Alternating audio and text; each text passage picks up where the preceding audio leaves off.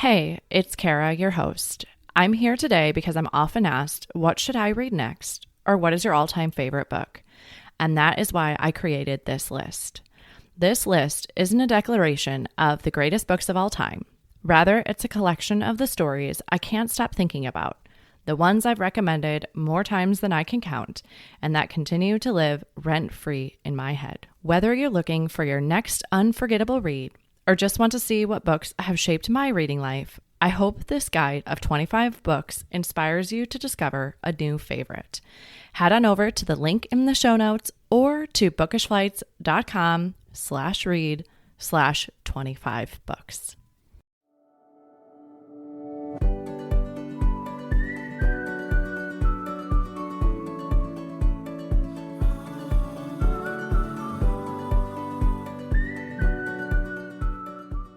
Hi, I'm Kara Infante, and this is Bookish Flights. In each episode, I chat with one bookish guest as we take some time to sample and savor the pairing recommendations from their bookish flight.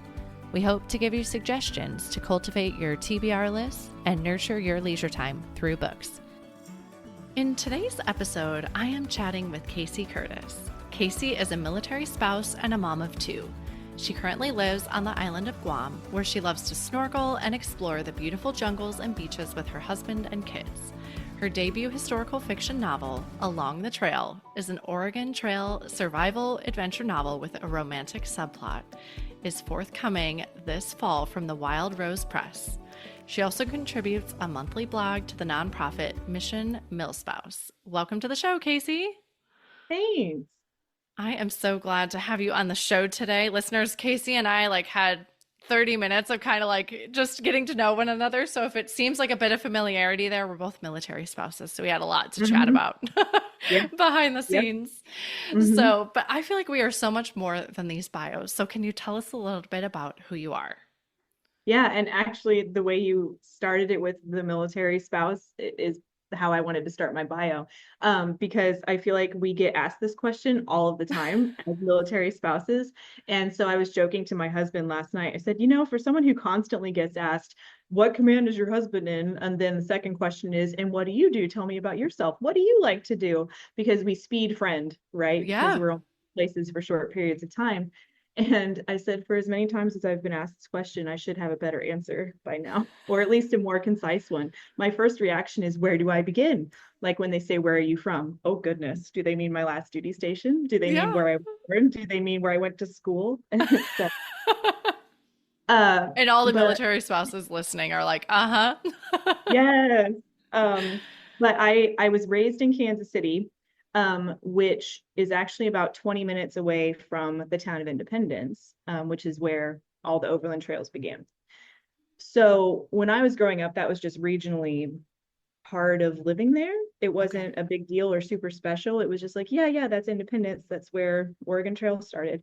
But it definitely fueled some of my interest, Yeah. being raised there. And I don't But know if we're similar age bracket, but I mean, the Oregon Trail was a huge game when, well, when I was I a was kid. I was born in 87. Okay. So I was that generation. I Yes. do remember, I don't know, second grade, maybe third grade, being in computer lab because we, heaven forbid, we didn't have computers in our classrooms back then to age us.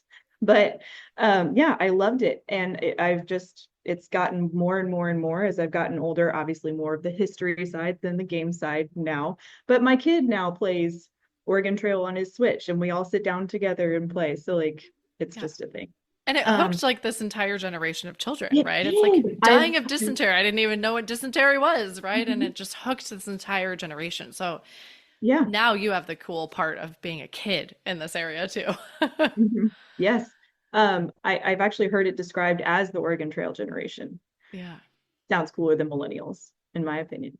But so I've not been in Kansas City now for almost 12 years. Now I just follow my military husband and we pack everything up and we've lived in four different places in the last decade, Wow. Guam being the most recent of them. Okay.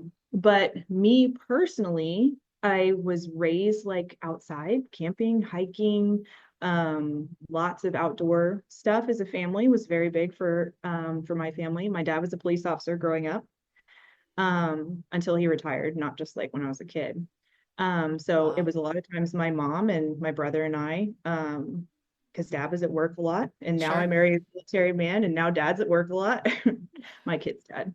Yeah. Um, but so yeah, I still love being outdoors and hiking. And here on Guam, the hiking is very hot, and everything wants to sting you or bite you, or stuff in the ocean is venomous, or So it was like you had to learn what to be aware of on Guam that's very different than what you're used to back in stateside.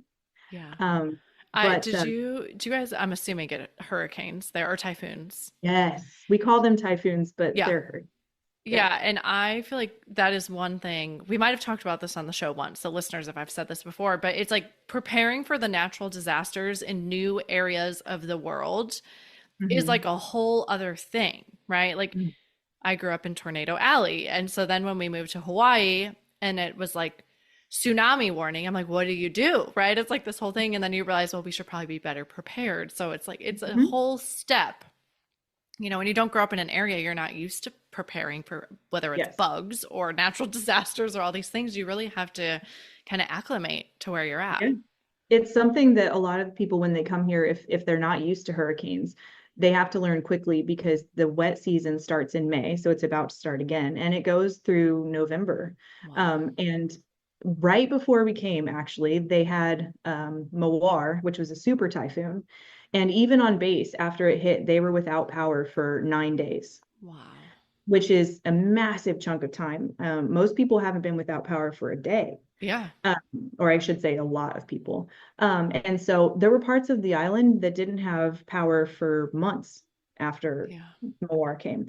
So when we came, right after that happened, it was super prevalent. Prep was everywhere. I'm like, oh, you need these things, and everyone has to have a generator. And so um, we missed it, but we got just enough of it that our prep was like pretty good after that. The other thing is that I've never lived on an island before. And when you have hurricanes stateside, if you are in an evacuation area, you Yeah. just go somewhere else. Yeah. That's not the case on an island. My anxiety has run a number with me on that one a few times, because there is nowhere else to go unless you Yeah. get on an airplane. Um, Which but during a hurricane, you're probably not going to do either. not the best idea. You can't get on a boat or a plane Yeah. in a hurry. But now, after you've been here for a little bit, it's just a part of life. Just like when you live in Tornado Alley and you prep for tornadoes, or you live in San Diego and you prep for earthquakes. Yeah. Everything regionally has something that they have to prep for. I think it is a step up here just because of the fact that, sometimes it can take 3 weeks for a ship from Hawaii to get to Guam. And if a ship from Hawaii gets delayed or something happens, you can see it within a number of days when you go to the grocery stores. Mhm. And it's definitely different. It's made me a lot more grateful for the convenience that we were used to in the States. Yeah. I don't want to make it sound like we go without, like, but Yeah. it's You it's feel definitely, it. yeah. Yeah, it's a noticeable difference, but I think in a good way. I think it's made my kids a little bit more aware of the world and what season it is. And well, we don't get those right now because they're not in season. Yeah. Things like that I think they didn't have where we lived before. But we also lived in a farmhouse before on 5 acres. And my very That's first cool. hurricane, it was a lot of fun. We had so many farm animals, but we had Hurricane Ida there. Some of the southern listeners might remember Ida. It was a category 4 back in 2021. And we were without power for 3 days after Ida. So that kind of prepped me a little bit for what living in Typhoon Alley was like. Yeah. So, Yeah. It makes me think as you're talking, the poor people on the Oregon Trail did not have what we have today. And they were like traveling so across the unknown and all of the things that afflicted mhm. them and Yeah. had no idea, no way to go like research or send, Amazon, send my prep package or whatever, right? Like they didn't have any of that. Mhm. So many of them didn't even have maps. They would purchase pamphlets that were from guides who claimed that they had been there and knew the best route. Everyone had the best route. And of course, they were all different. So they didn't even know where they were going. And if you hired a guide who was worth his salt and had done it and knew what was up, then you probably did a lot better. Like one of the pamphlets by a gentleman named Hastings, was what the Donner and Reed party used. And they're famous for going astray in the Sierra Nevada. And that was in huge part because the pamphlet that they chose happened to be one from a man that was not worth his salt. Yeah.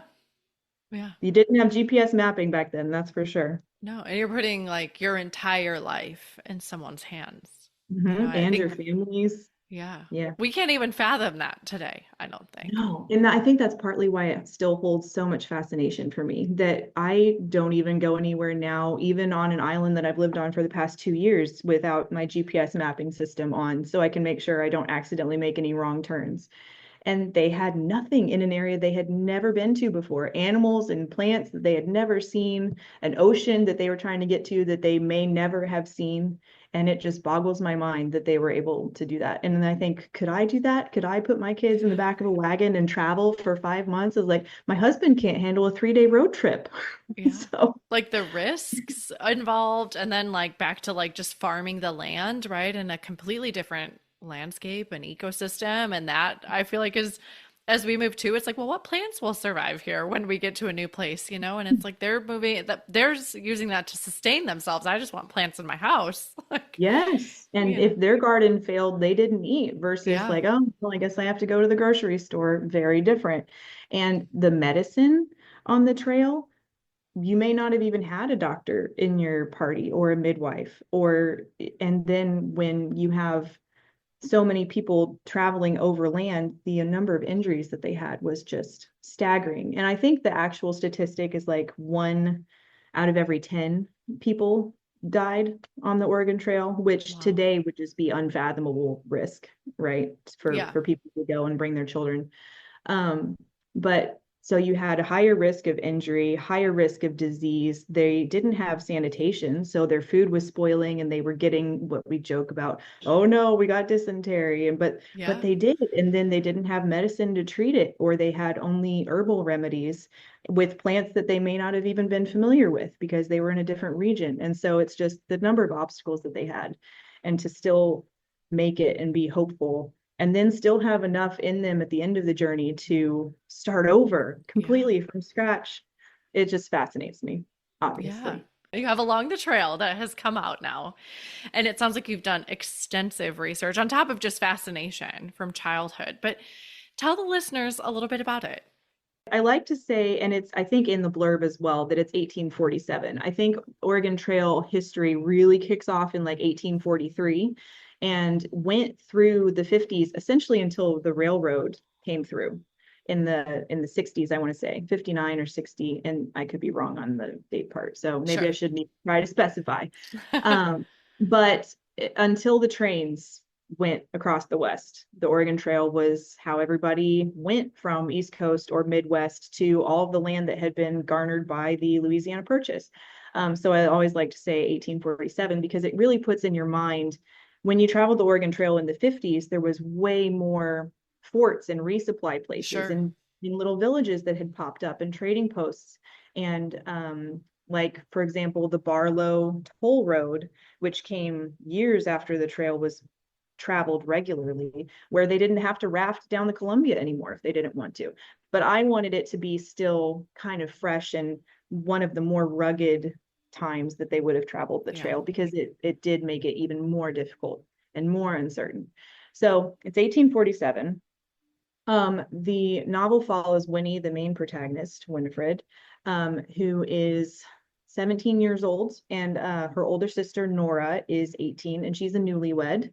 So Winnie is on the trail with her family. She's also learning how to share her sister with, her sister's new husband, and the family is making this big adjustment. And then the third, I would say, big character of the novel, who's not the romantic interest, is May, who is kind of the cowgirl, if you will. She's the trail boss's daughter. She's Okay. 22. She has no interest in settling down or what she's supposed to be traditionally doing as a woman at that time. And Winnie has these two different examples of her newlywed sister and May, who's riding around on a horse having the time of her life. And so there's a lot of contrast throughout the book of these three women and how Winnie decides to forge her own path with these two very different examples before her. And there's a kind of wildness. May loves and appreciates the trail, and the native people along the way that they meet, she admires them so much. Yeah. And then Nora is very fearful, has a lot of anxiety, feels alone, and like everything around her is dangerous and there is no safe harbor. And so Winnie has to be like, both of these are true and valid experiences. What's Sure. my experience to be? And then there is a little romance with a cowboy in there as well. Yay. um, they it just follows them along the Oregon Trail as they go west, and the hardships that they endure and the bonds that they forge along the way, and how being open-minded in this on this path, I think is really what helps to save them. Yeah. This So is why I love historical fiction because it allows us to go into the moment, right? And like you're saying, like she's seeing like these two women have completely different experiences, but she can see them both as valid, right? And then so it allows you to kind of walk in someone else's shoes and be like, well, mhm, how would I mhm, react? Like who would I be in this mhm. story if I was on, this similar set of Yeah. circumstances and in this time frame? And I love And it. that's one thing you get to do as an author and you get to do as a reader. I obviously can't do my own novel from the reader standpoint since it Sure. came from my head. But when I was writing it, I was like, sometimes I fear that I will be Nora because I do have anxiety. And so sometimes I fear that Nora would be my experience and that I would have a hard time coming out of that place of fear. Winnie is, I think, very middle of the lane, where I think a lot of us can identify with her as a character, where she does see both sides. And then May is who I would want to be. Yeah. May is what I would wish myself to be. And I am all three, but all at different times and different seasons of my life. And so I hope that the readers will take that from it as well. Yeah, great. That was going to be one of my questions is what is your wish for readers when they pick up this book? There it is. That my wish would be that they see that validity, and they see that it's so hard and that it's so dangerous and that it would be so scary, but that there's beauty to be found in that wilderness as well. Yeah.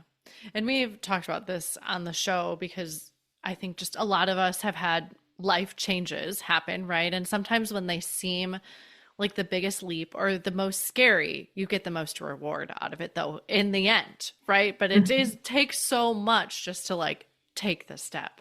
And Mhm. this is very much Absolutely. that. I would say that kind of also describes the romantic subplot of the book. Um, that she likes Hal, but she sees the path that this could take her down, and she's not sure she wants to go down that path. I want to run wild and free like May, like how in Brave, running towards the sunset. Uh, but you can tell I have children. Um, but she has to make that choice. Like, Yeah. is this worth the leap? The leap is scary, the unknown is scary. I don't know what's at the end of this path. I know I really like and appreciate this man, but do I want to find out what's at the Yeah. end of this path? And I mean, spoiler alert, she does.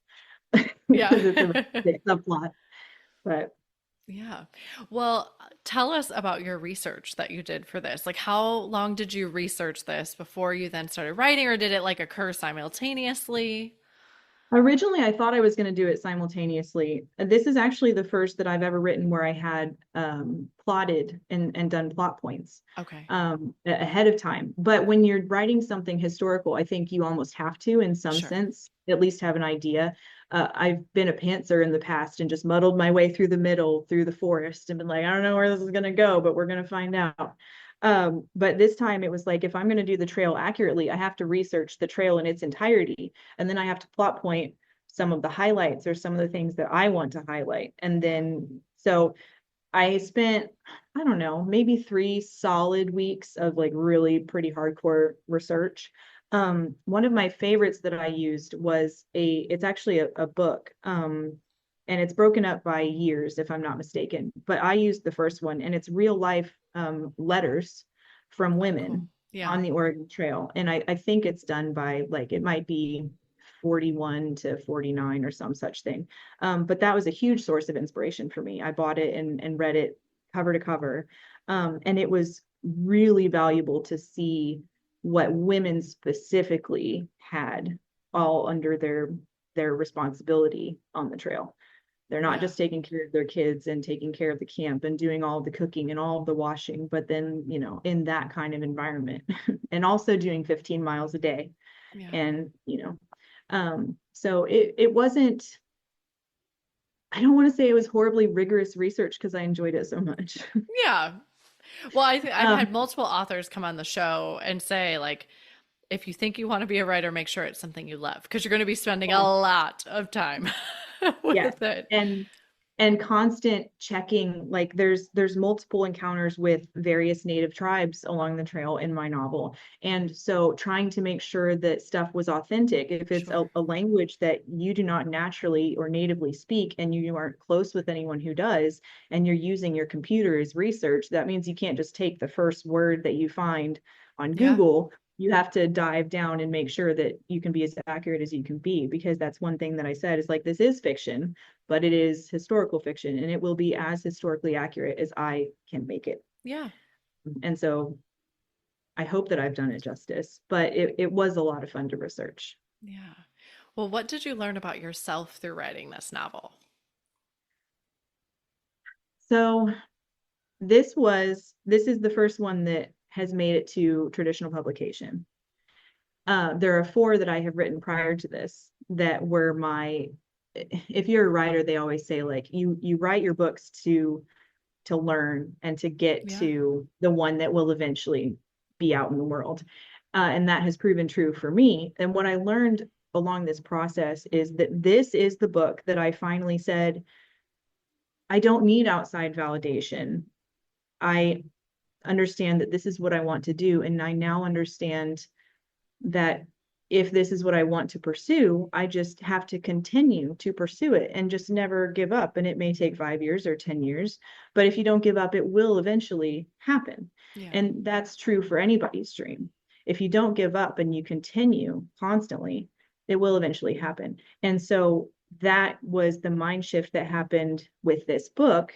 And then that's the follow through that happened afterwards, is now this book is getting published. And so what I learned from it is just that with my other novels, granted, this one is, I've learned a lot since book one, and this one is better in all aspects, Yeah. but I gave up way too soon and I shortchanged myself far too much with the previous attempts, Yeah. because I just imposed mentally a threshold that, okay, once I hit 20 queries, then I should move on to the next thing.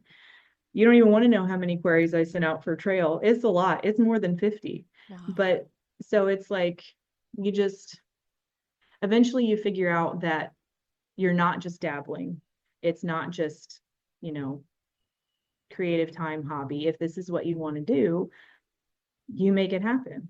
And so that was probably Yeah. the biggest important lesson of this book. Not so much a writing lesson, but a personal lesson of, when you want something and you just decide that there is no alternative, it will happen, and then it does. Yeah, I think that's a great lesson for your kids, right? It And like is. this, like perseverance. And I think that time and time again with authors on the show, the perseverance you all have to get these books published is amazing. But the other part of that is, it's like you finally surrender to the process, right? Like, okay, yeah, okay.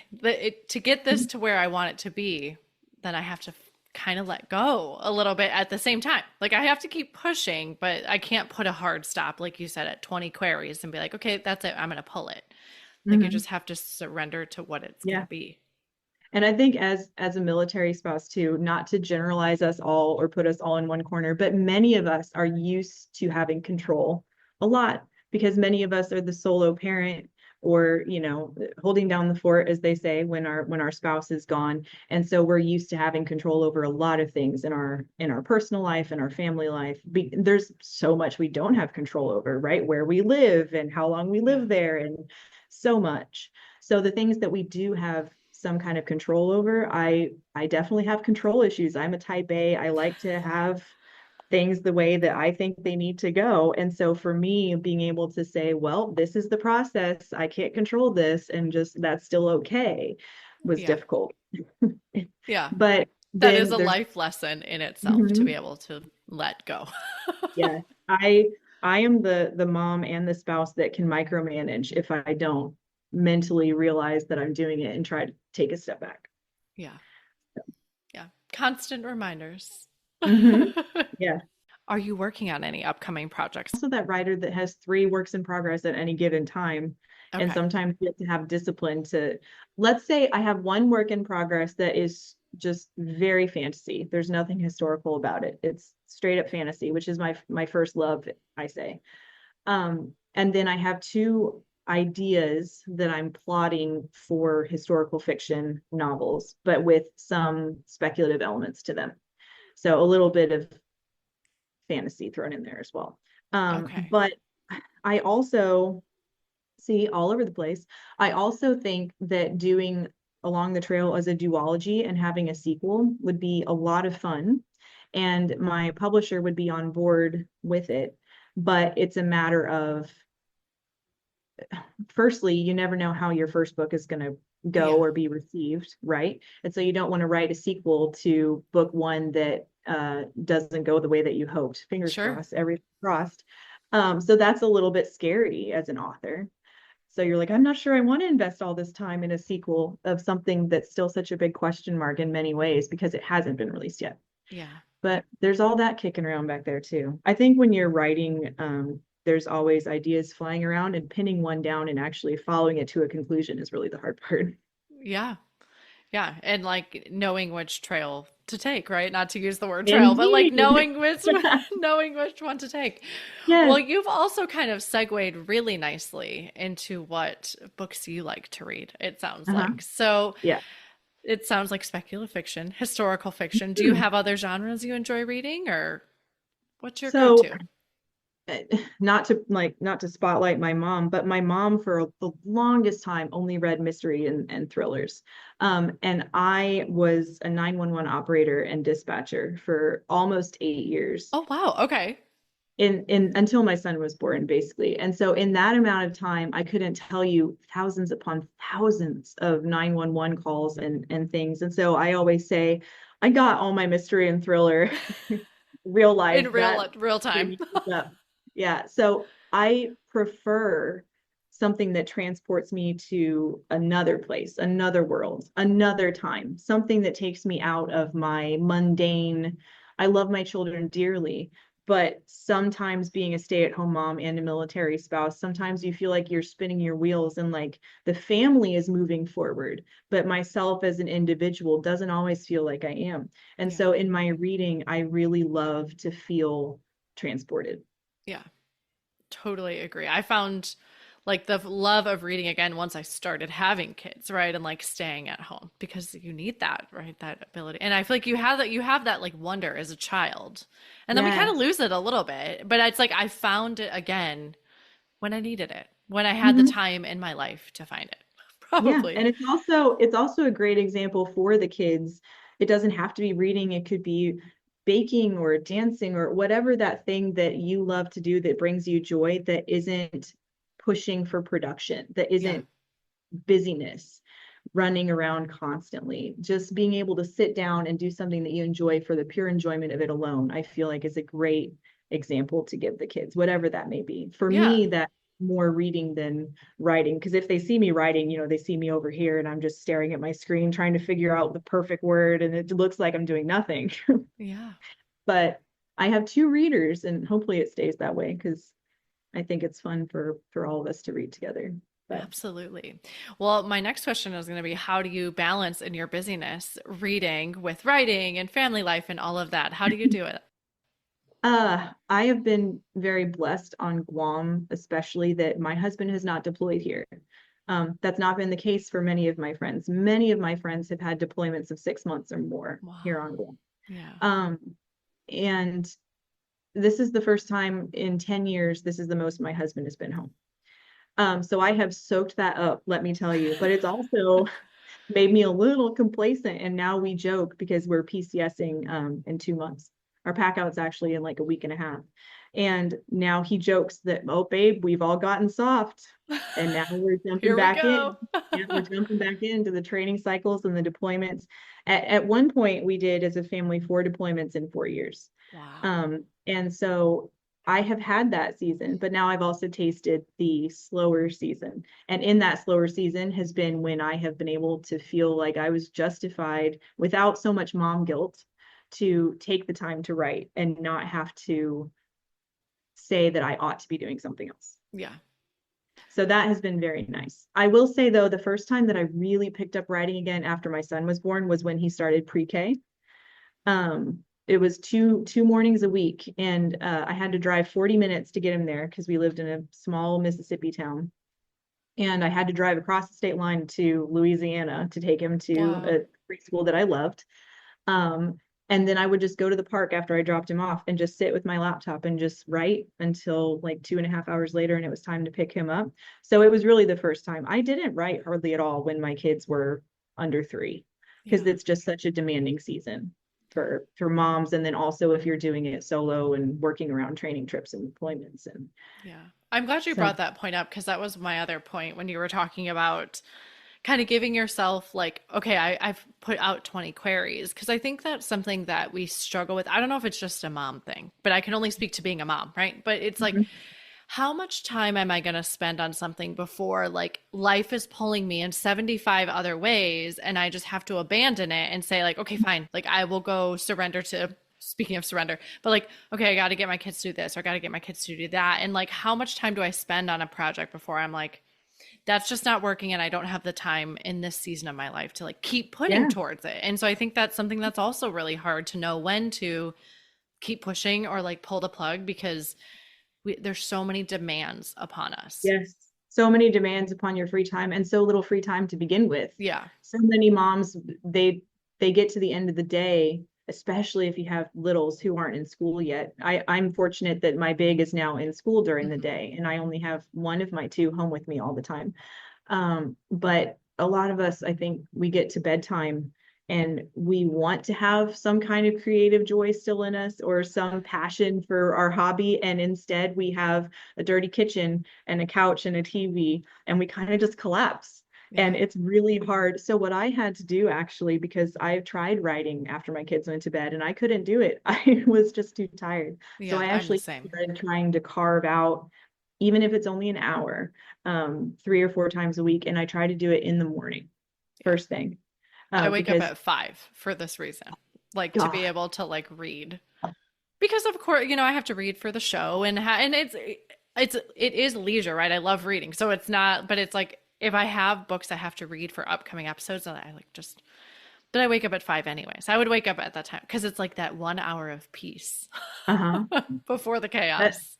my son gets up that early, and naturally, and just is up Yeah. and tooling around the house at 5 a.m. But I am the opposite. I worked dog watch and third shift, which was from 3 p.m. to 11 p.m. and then overnight dog watch from 7 to 7 for Wow. years. And I just have never been a morning person Yeah. since.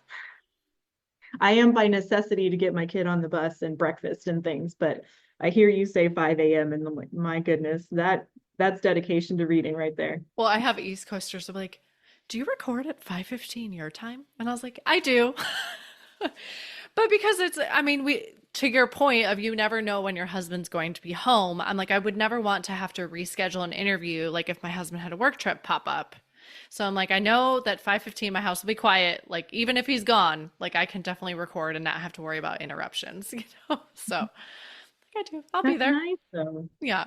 So, well, you've brought 3 books with you today for your book flight. Can you tell us about how you chose these books? I did. So I told you before we started recording that fantasy is my first love, but I'm getting more into historical fiction, as one would hope, since I wrote a historical fiction.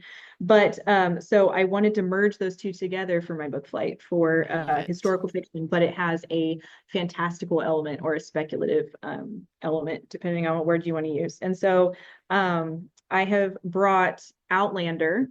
Obviously, it's a series, but we'll start with book one as Yeah. one ought to Because there's do in some a series. chunky books too. They are. And I know a lot of people have also watched the show, like myself, love the show, love the books. As with anything that has a film adaptation, I try to view them as two slightly different things, Yeah, and appreciate both of them for different reasons. So that is my first for the flight. With obviously time travel is speculative, but the sure. detail in these books and the research that she must have to do is mind-boggling to me. The writing is great, and it's very transportive, as the time travel book would Yeah. be.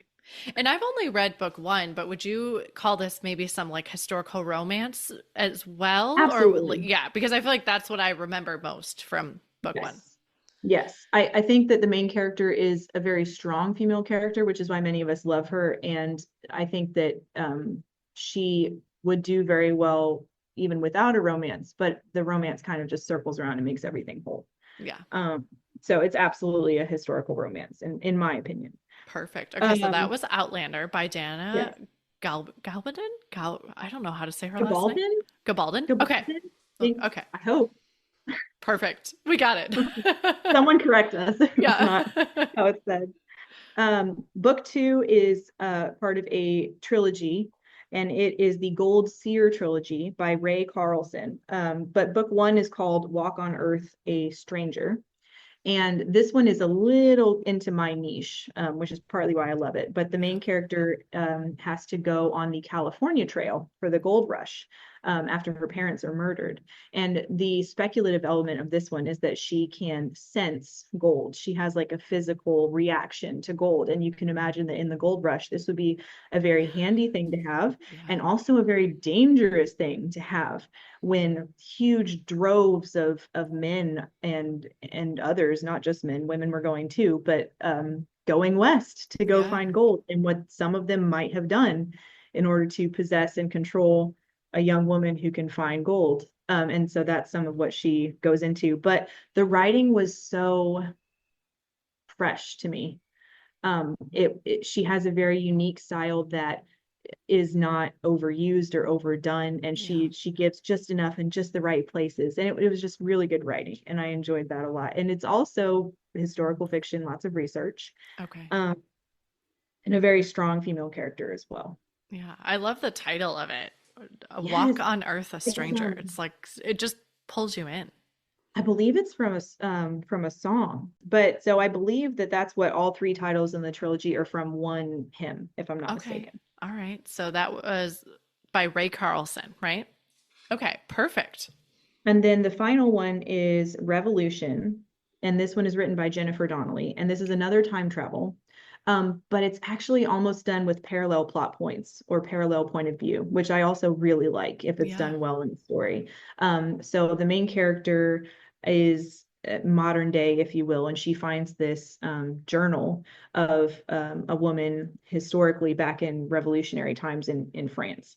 And so initially it's just going back and forth as she's modern day character is reading this diary or this journal of everything that's happening. And then she actually winds up traveling back in time to the revolution.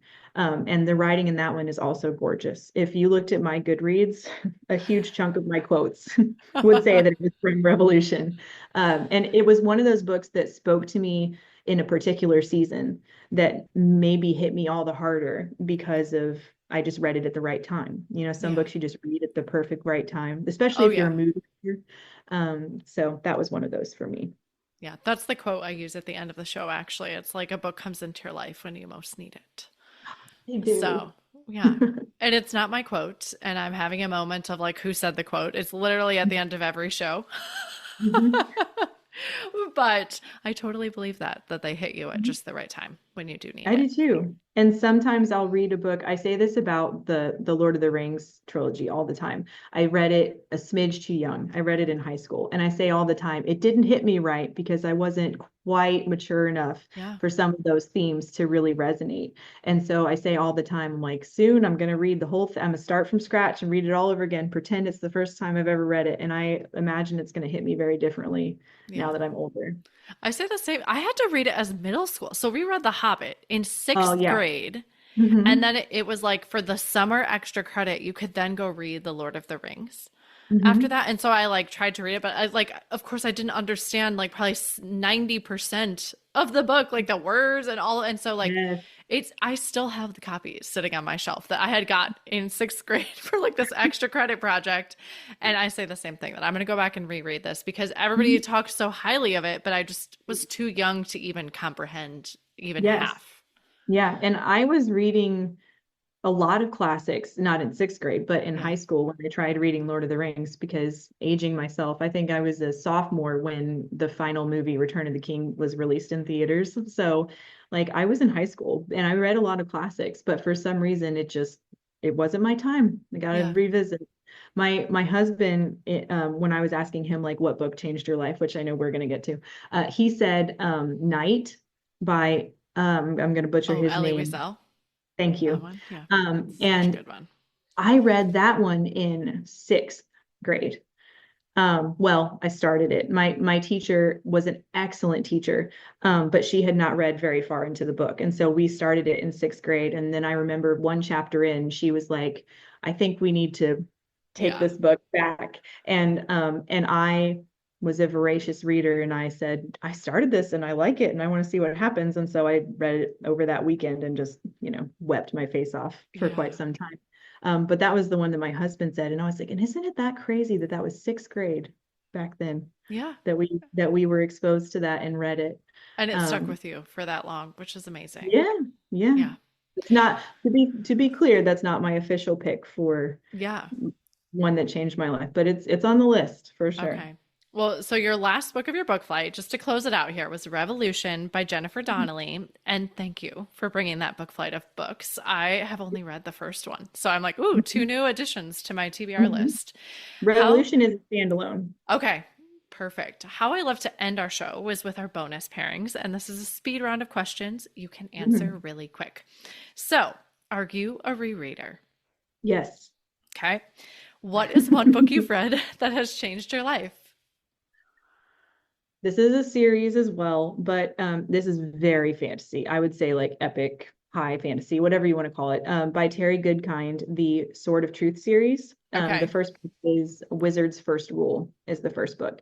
Okay. And that was the first fantasy book that I read where the world building was exquisite. The characters were not characters. They read like real people with all the nuance and the failures and the triumphs of real people in dire situations.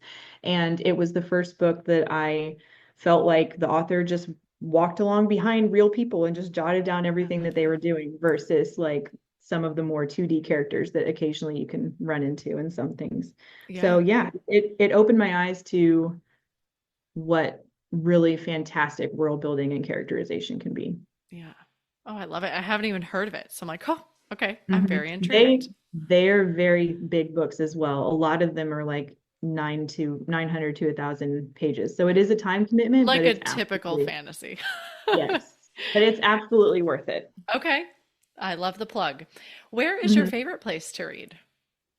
Wherever my children are not. Quiet, wherever it is quiet. Yes. I tend to tune things out when I read anyway, so I say that partly in jest. If I must, I'll sit on the couch while my kids are watching a movie that I've seen 47 times and I'll Yeah. try to read a little bit. But if I really want to dive in, just somewhere quiet where I can have a little bit of like I like to read to instrumental music, like Yeah. classical stuff, nothing Me with too. lyrics because I feel like it pulls me out. I write that way too, like just constant music, but no lyrics.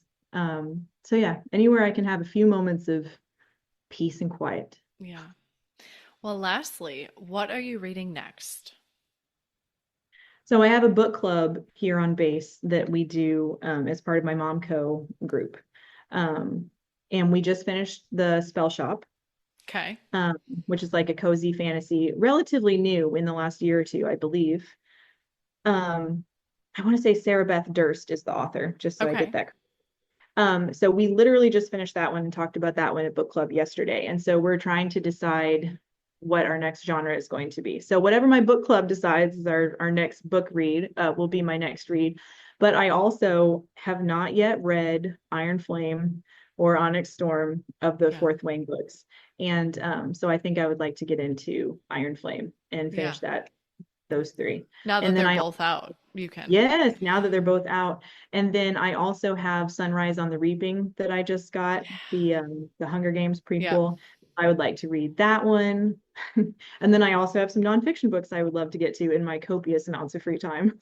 So my TBR list is a little bit unhinged at the Yeah. moment. Same. I feel that. Well, thank you so much for coming on the show with me today. I know your time is precious and I appreciate all you've given me. Thank you. I can talk about books for a long time, so I appreciate the opportunity to do that with you. Anytime. Thank you so much for listening to this episode today with Kaci Curtis, including her book flight of historical fiction books with a fantastical or speculative element. We'd love to hear what other books you'd pair with this book flight at bookishflights.com. If you enjoyed the show, please head over to Apple Podcasts and leave a review. Your review not only helps the show, but it also helps the podcast to reach others. Make sure you are subscribed on Apple Podcasts or Spotify to make sure you will not miss an episode. That's it for today. Thank you so much for listening. As Emma Thompson said, I think books are like people in the sense that they'll turn up in your life when you most need them. Cheers to you, dear readers. Until next time.